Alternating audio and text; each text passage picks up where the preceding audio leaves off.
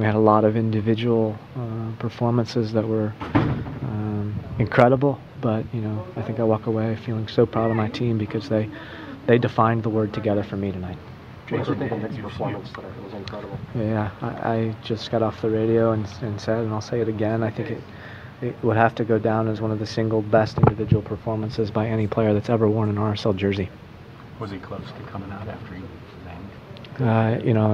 We thought he was going to have to come out. We thought it was going to be a laceration that they couldn't get the blood stopped, and if that's the case, then he has to come out. But they did a good job of getting the blood stopped, and Nick continued on with a real brave effort. Did you have to go through any concussion tests before fighting? Don't know.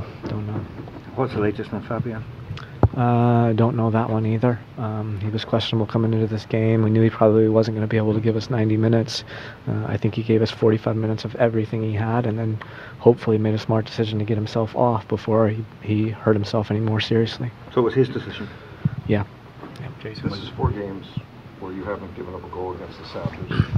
How much of it is Nick, and just how much of it is... It's about everybody. It's about 11 players. I mean, certainly Nick made some individual plays tonight to make some stops on some corner kicks and such, but the 11 players in front of him were simply fantastic as well. Did Olave come on just to give him some minutes before the second leg? Olave came on. It was my ideal plan to try to get Olave into the game to see if we can get him ready for next week. But we were forced into that sub because Kwame Watson-Sirbo, I think, rolled his ankle and he was limping around, and that's not the game you want to be limping around in.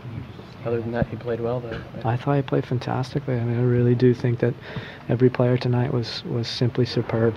What kind of game do you expect them to return like? I don't know. We'll see. I mean, we're going to handle it the same way we try to handle every game, which is to try to be on the front foot. We're at home. Obviously, we know we need to win to move on, and we'll throw everything at it. I'm quite certain of it.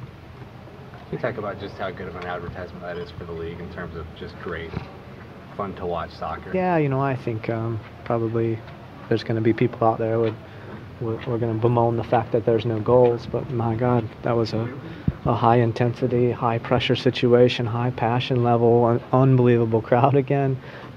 Game that for me had everything that goes into a great soccer game except for the goals. But geez, big time credit to both goalkeepers, right?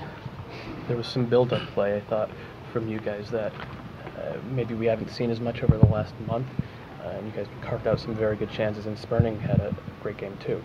Yeah, I would disagree with you. That I think we did have some build-up play that led to good chances, but we've been having build-up play that led to good chances.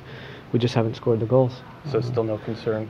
No, not at all. I mean, how am I going to be concerned? We just walked away with a 0-0 draw on an unbelievably difficult place to play against an unbelievably difficult team to play against. And 9 shutouts in 12. Second seed now to finish the second leg at your place. Looks pretty important now, doesn't it? Yeah, I mean, you kind of talk before the series begins, and you want to have arguments and discussions about what home field advantage is, but when you walk away 0-0 when you're away in the away match and get to go home to decide it feels like a pretty decent advantage to me right now.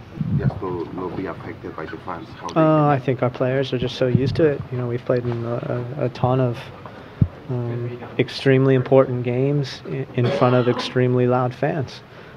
Seattle's fantastic fan base, fantastic crowd, but so is Portland, and so was Saprissa last year when we went there. I mean, our guys, and then Monterey after that. So our guys are I think pretty well used to it.